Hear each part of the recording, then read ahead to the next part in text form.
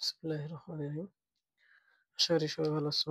তো আজকে আমরা জাস্ট সরল রেখার বেসিক নিয়ে একটু আলোচনা করব। তো সরল রেখার মধ্যে তো কার্তেশীয় স্থানাঙ্ক, পোলার স্থানাঙ্ক আছে। তো এই কয়েকটার মধ্যে আমরা যদি দেখি একটু চিত্র অনুযায়ী, তাহলে আমরা এটা বলতে পারি এটা যদি এক্স প্রাইম হয়, এটা যদি এক্স হয়, তারপরে এটা হচ্ছে যদি ওয়াই হয়, আর এটা হচ্ছে ওয়াই প্রাইম। এটা হচ্ছে মূলবিন্দু। মূলবিন্দু থেকে ও থেকে এন পর্যন্ত ধরলাম একটা বিন্দু ও এন। ঠিক আছে, এর উপরস্থ যে কোনো একটা বিন্দু ধরলাম পি। তাহলে হচ্ছে এটা যদি পি হয়, এটার স্থানাঙ্ক দিলাম এক্স কমা ওয়াই। ঠিক আছে, এটা যদি হয় তাহলে এইটা এই কোণটা যে উৎপন্ন করবে, ধরলাম এই কোণটা হচ্ছে থিটা কোণ, এই কোণটা উৎপন্ন করলো থিটা কোণ। ঠিক আছে, এখান থেকে যদি আমরা কি করতে পারি, যে কার্টেসীয় স্থানাঙ্ক এবং পোলার স্থানাঙ্ক আমরা বের করতে পারি। তো যেমন ধরো আমাদের ক্ষেত্রে যেটা হচ্ছে সাইন থিটা ইকুয়াল, আমরা কি জানি সবাই বলেন তো? সাইন থিটা ইকুয়াল আমরা জানি লম্ব বাই হচ্ছে অতিভুজ। এইখানে লম্ব দেখেন, লম্ব কোনটা? লম্ব হচ্ছে পিএন। লম্ব কি বলেন তো? পিএন। আর হচ্ছে অতিভুজ হচ্ছে কি ওপি, অতিভুজ হচ্ছে কি ওপি। তো এখন যদি আমরা এইটাকে ওএন কে এক্স দ্বারা প্রকাশ করি এবং পিএন কে কি দ্বারা প্রকাশ করি বলেন তো? লম্বকে ওয়াই দ্বারা প্রকাশ করি, ভূমিকে এক্স দ্বারা প্রকাশ করি।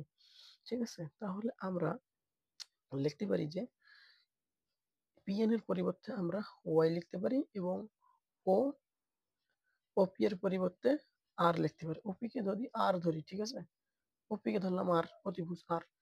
ওপি কে যদি আর ধরি তাহলে আমরা লিখতে পারি ওপি ইকুয়াল আর। ঠিক আছে, এটা যদি আমরা ক্যালকুলেশন করি তাহলে কি আসে বলতো দেখি?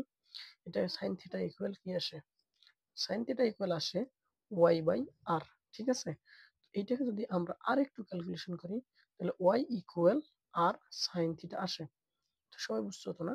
ওয়াই ইকুয়াল আর সাইন থিটা আসে। আমরা দিলাম 1 নম্বর সমীকরণ। হ্যাঁ, তাহলে সূত্রগুলো কিভাবে আসতেছে আমরা একটু প্রমাণ করি। আবার যদি আমরা দেখি cos থিটা সমান সমান কি? cos থিটা সমান সমান হচ্ছে ভূমি বাই অতিভুজ। তাহলে ভূমিটা কি বলেন তো? ভূমি হচ্ছে ওএন, হ্যাঁ, ON by O N by হচ্ছে ওপি। তো ওপিটা আমরা কি জানি বলেন তো? ওপিটা হচ্ছে আর, আর ওএনটা হচ্ছে এক্স। ঠিক আছে, এই সমীকরণটা আমরা লিখতে পারি, কি লিখতে পারি বলেন তো? এই সমীকরণটা থেকে আমরা লিখতে পারি যে cos থিটা ইকুয়াল কি লেখা যায়? এক্স বাই আর। ঠিক আছে, তাহলে এক্স ইকুয়াল কি লেখা যাবে বলেন? যদি আর গুণন করে দিই তাহলে হচ্ছে এক্স ইকুয়াল হচ্ছে আর cos থিটা। ঠিক আছে, এক্স ইকুয়াল আর cos থিটা। তো আমরা এখন এটাকে 2 নম্বর সমীকরণ দিলাম। এখান থেকে আমরা যদি 1 নম্বর সমীকরণের উপর স্কয়ার করি প্লাস 2 নম্বর সমীকরণের উপর কি করি, স্কয়ার করি, তাহলে আমরা একটা নতুন সূত্র পাবো। কি সূত্র পাবো? যে দেখেন x square plus Y square equal কি লেখা যাবে বলুন তো?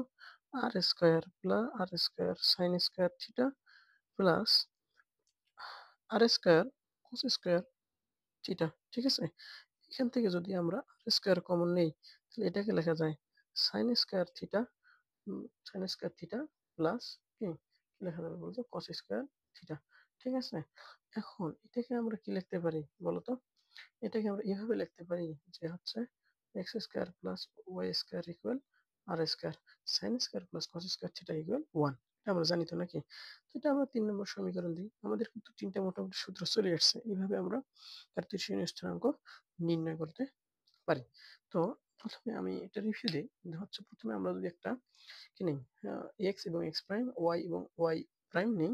এখান থেকে ও এবং এন দূরত্ব এক্স নিলাম, পি এন পি একটা যে কোনো বিন্দু নিচ্ছি, এর স্থানাঙ্ক এক্স কমা ওয়াই। তো আমরা এটা দূরত্ব ধরলাম ওয়াই। এখন আর ওপি অতিভুজ এটা হচ্ছে আর। তো আমরা কি জানি বলেন তো? সাইন থিটা সমান সমান কি লম্ব বাই অতিভুজ, আর একটা কস থিটা সমান সমান কি জানি? যে ভূমি বাই অতিভুজ। জাস্ট এটা আমরা ক্যালকুলেশন করছি এবং এটা আমরা কি করছি, এবং এখান থেকে আমরা এক্স এবং ওয়াই এর মান বের করছি। তো এক্স এবং ওয়াই এর মান বের করে কি করছি, 2টা সমীকরণ দিছি।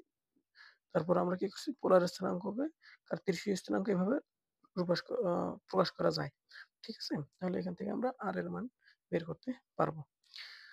অনুরূপভাবে আমাদের যে থিটা সাপেক্ষে থাকে যে বিষয়গুলো, ওগুলোও আমরা বের করতে পারবো ইনশাল্লাহ। তো আমরা একটু পর দেখতেছি।